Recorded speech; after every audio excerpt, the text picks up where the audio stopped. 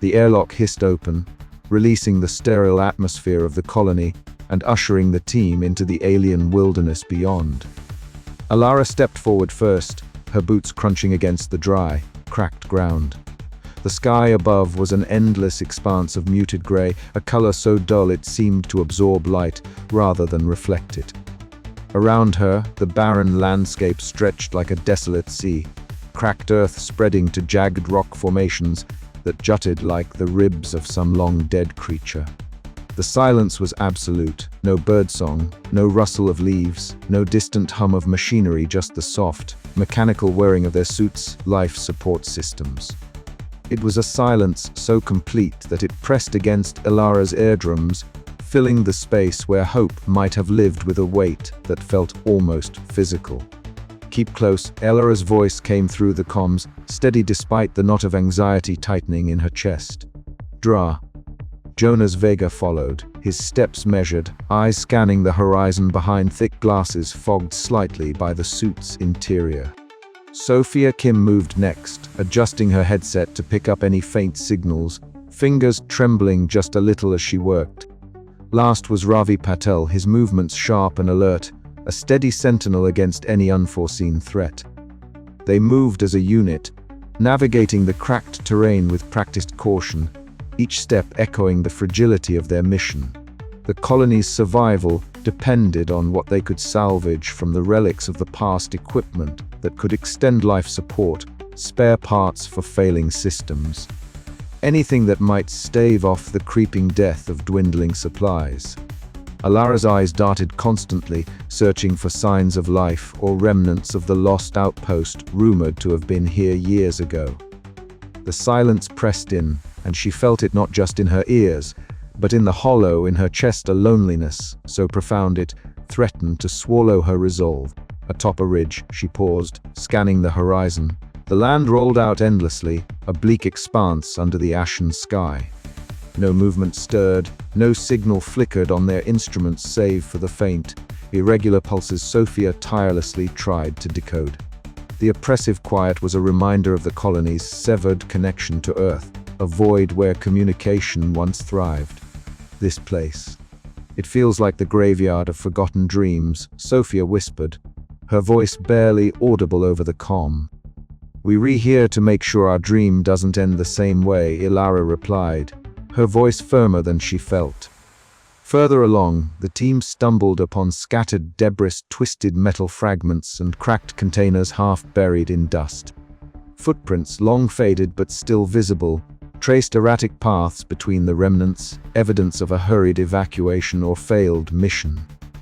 The eerie stillness around these relics seeped into their bones, a testament to the dangers that had claimed others before them.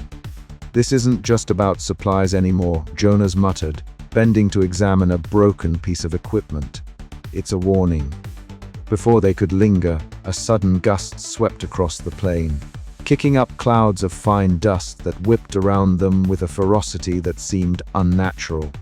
The team scrambled for shelter behind a rocky outcrop, the howling wind drowning out even the faintest signal from their radios. Alara crouched low, hands pressed against the cold stone. The storm was a reminder of their vulnerability, how easily nature here, so alien and unforgiving, could turn against them. Yet beneath the roar of the wind, the silence returned, wrapping around them like a shroud. "We have to keep moving," Alara said once the storm subsided, voice resolute. "The colony's counting on us." The mission pressed on, each step a battle against the weight of the unknown. The silence was more than absence, it was a presence, a force that tested their sanity and their will to survive. But in the depths of that silence, Alara found a spark of something else: determination. To endure, to uncover the truth, to fight for their home, even if that home was a world forgotten by the stars. As they prepared to return, the sun dipped low beneath the horizon, casting long shadows over the barren land. The silence remained, but now it was punctuated by the steady rhythm of their footsteps, a heartbeat in the void. "We were not alone," Alara whispered into her recorder later that night, voice thick with emotion. "Not while we remember. Not while we fight." The journey into the silence was far from over, but for the first time since Earth's last broadcast faded, there was a flicker of hope amid the void. The harsh alien sun hung low on the horizon as we crested the final ridge, our boots crunching against the brittle, rust-colored soil that stretched out in all directions. Ahead, the silhouette of a ruined outpost emerged, its skeletal metal structures casting long shadows that seemed to reach out like ghostly fingers into the cold air. We paused, breath caught in our chests. It was the kind of discovery that felt both like a beacon and a warning. There, Sophia whispered, her voice barely above the whistling wind. An old settlement. Looks abandoned for years. I nodded, eyes scanning the broken frames and twisted cables that hung like vines from the corroded scaffolding. This was more than just a place to scavenge for equipment. It was a relic of failure, a monument to hope lost in the vast silence that had swallowed Earth's voice. Dra. Jonas Vega adjusted his glasses, already pulling out a tablet to record the coordinates and preliminary observations. If this outpost failed, it might explain the radio silence we've been experiencing. Something catastrophic must have happened here. The weight of his words settled like a stone in my stomach. Our mission was no longer simply about salvaging life-sustaining gear. It was about confronting the stark reality that we might be alone in this silent void, abandoned not just by Earth's signals, but perhaps by fate itself. We moved cautiously through the derelict structures, the crunch of our boots echoing eerily in the hollow corridors. The stale air inside smelled faintly of burnt circuits and dust, a ghostly reminder of the lives that had once filled these halls. I ran my gloved fingers over a shattered console, the faded symbols and blinking lights hinting at a desperate last attempt to send a message, one that never reached us. Suddenly, a sharp cry shattered the uneasy silence. Turning, I saw Jonas collapse, clutching his leg with a grimace of pain.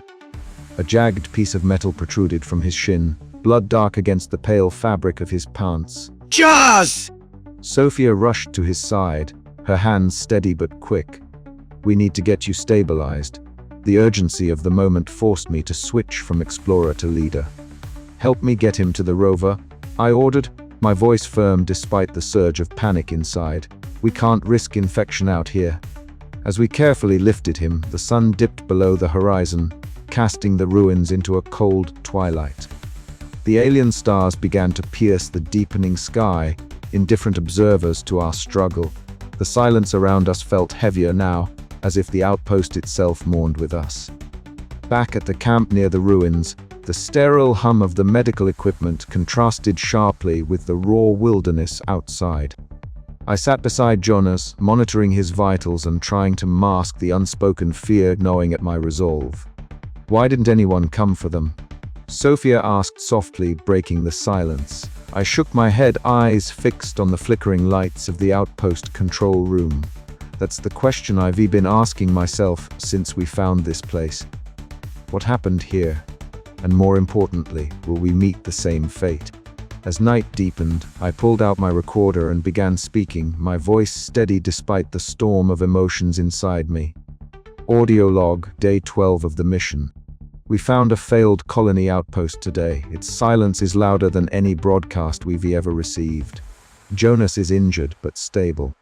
The outpost's logs are fragmented, but they hint at a cascade of failures: technical, environmental, and possibly social. It's a grim mirror of what could be our own future. Yet amidst this darkness, there is a flicker of hope. We carry the lessons of this place with us, a warning and a guide. Tomorrow, we begin the task of salvaging what we can, not just for survival, but for understanding. Because in the silence, we must find our voice. The wind outside whispered through the broken walls, a mournful lullaby to the lost.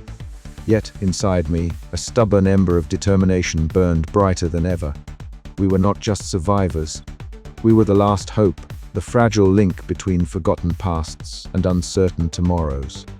The night stretched on, and I let the recorder run, capturing not just the facts, but the raw human emotion, the fear, the hope, the aching loneliness that defined us.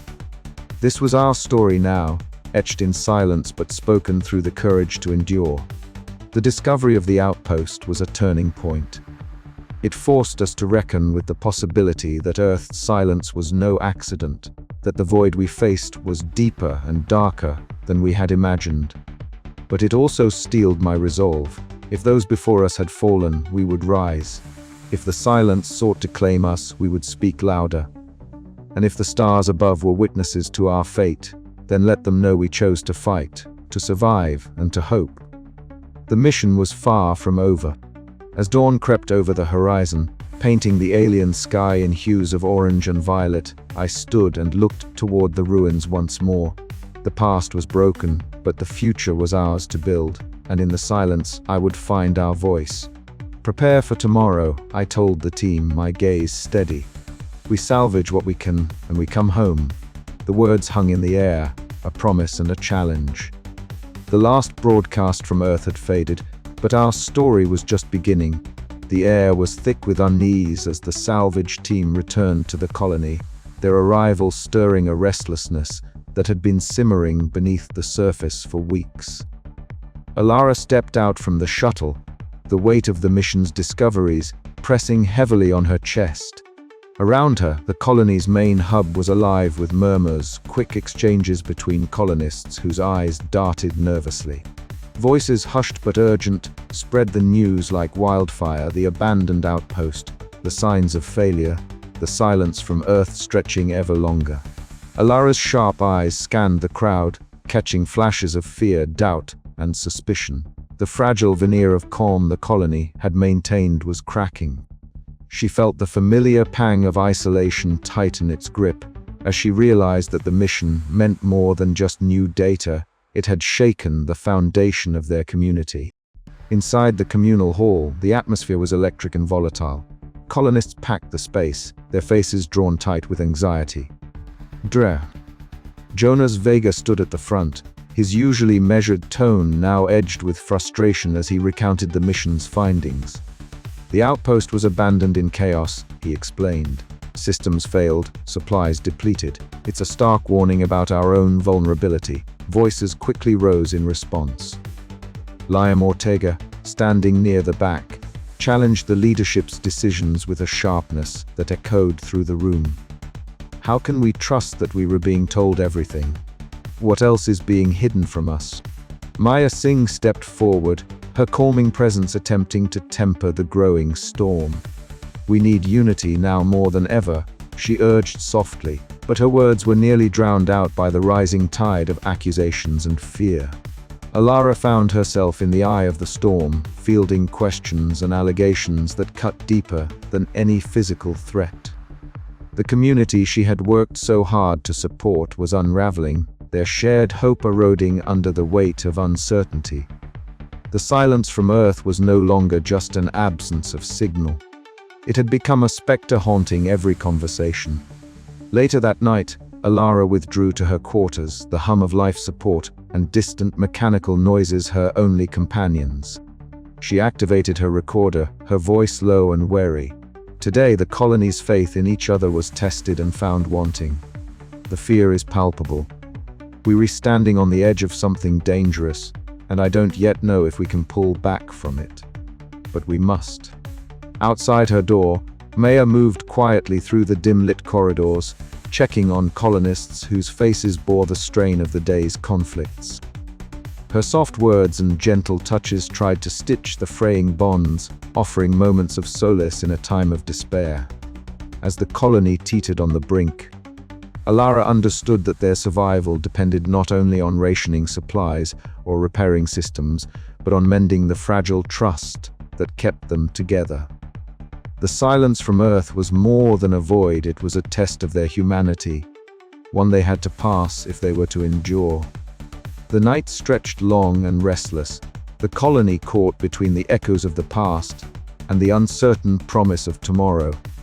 And as Alara's eyes closed, she clung to a flicker of hope that from this fracture, a stronger community might yet emerge. But the question remained unspoken yet heavy. Could they overcome the fear and suspicion before it consumed them all?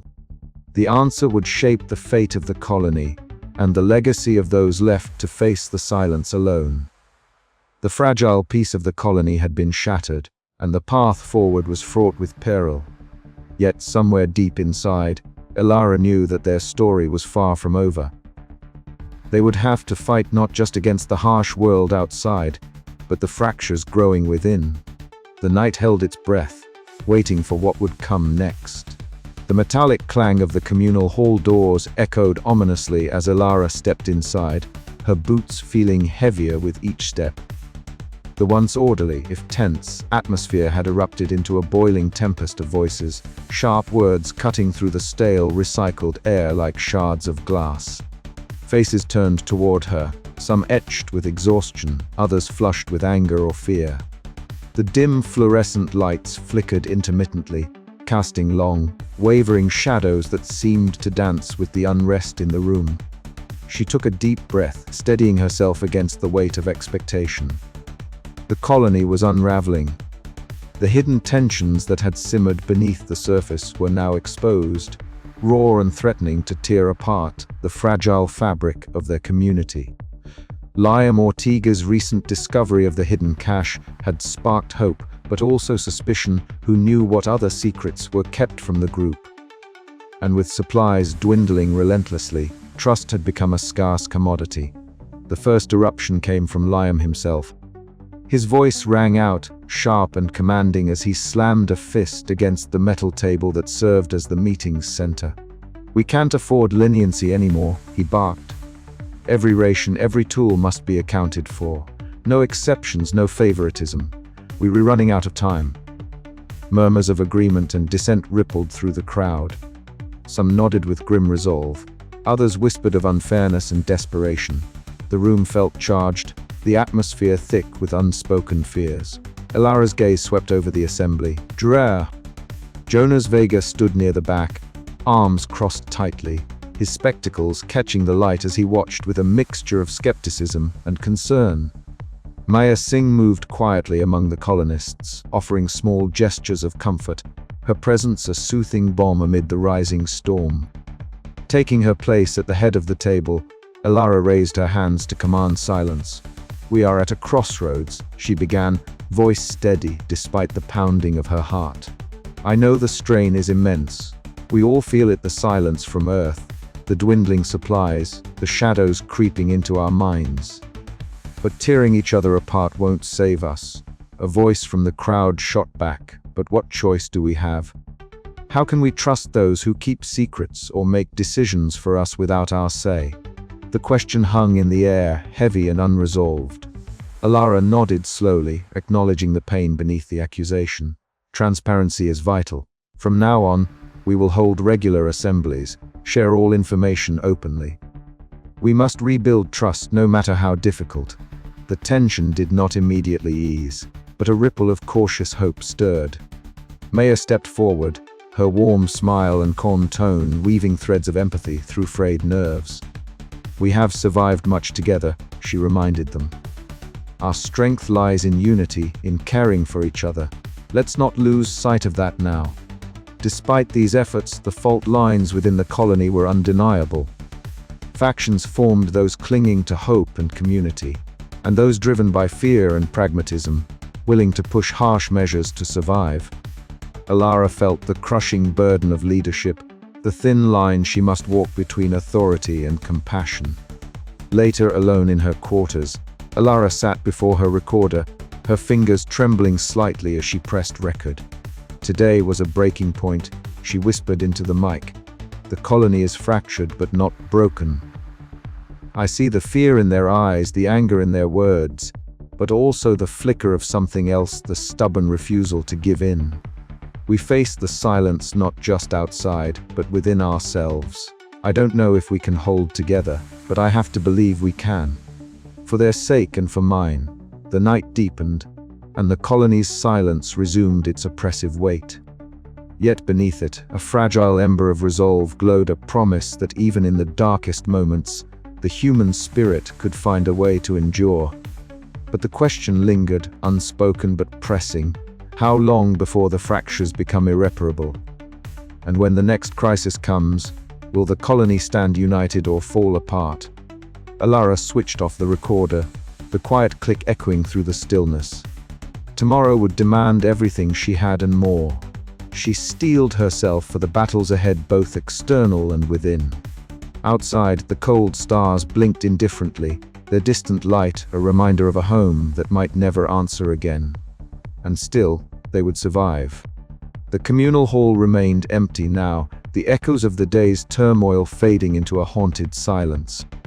Somewhere, deep inside the colony's heart, fragile bonds were being reforged, thread by thread, in the face of a silence that threatened to consume them all. Alara's eyes closed briefly. The fight was far from over, but she would not let them fall. The night stretched on, long and unyielding, but within her, a quiet fire burned, the last broadcast of hope in the vast expanse of silence. And tomorrow they would face it together.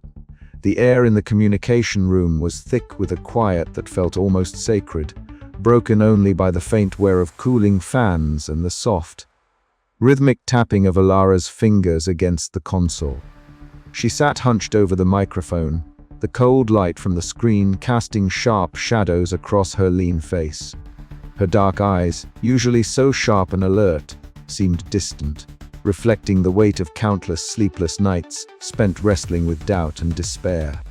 Log entry, Sol 412. Alara began, her voice steady but carrying a subtle tremor that betrayed the emotions beneath her pragmatic exterior. The silence from Earth is no longer just an absence of signal. It is a growing echo in our minds, an oppressive presence that fills the spaces where hope used to live. Today, fractures within the colony are no longer whispers behind closed doors, but open wounds bleeding distrust and fear.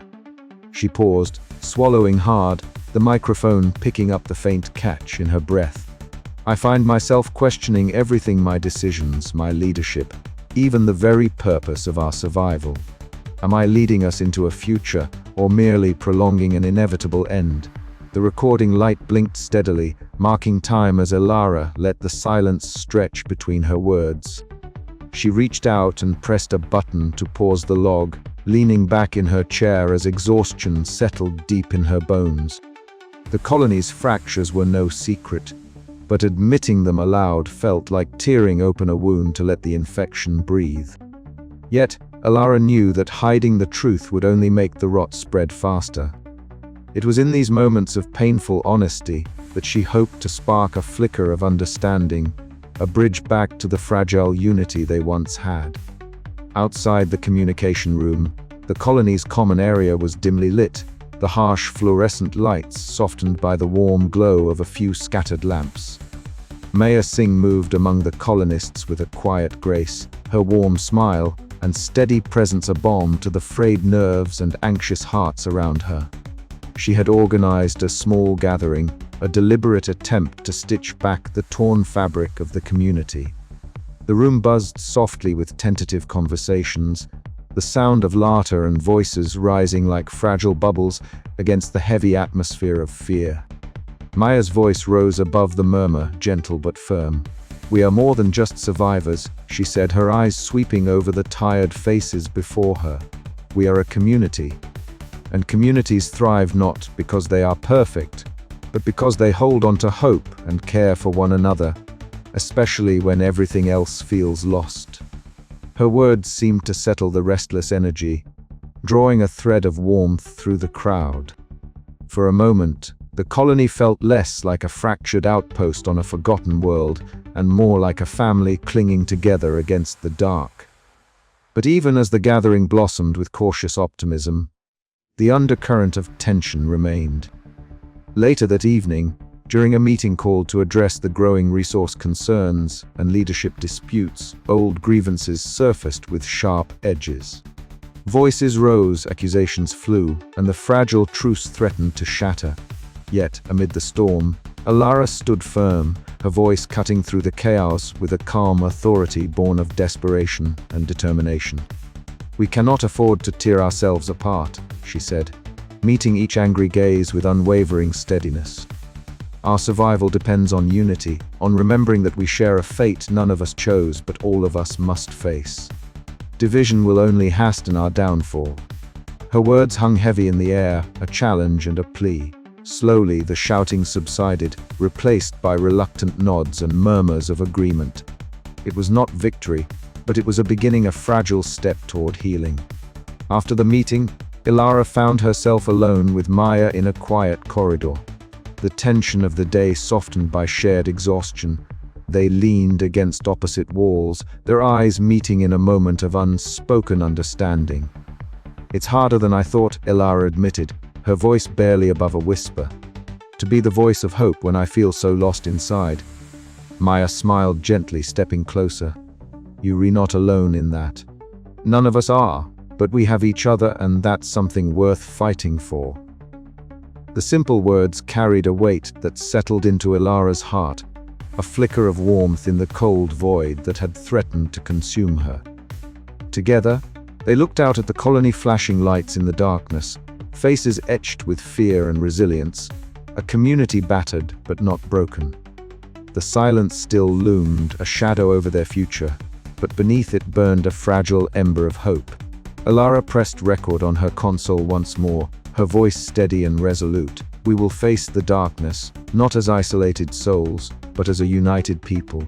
Our voices, though born in the silence, will carry us forward. This is our story."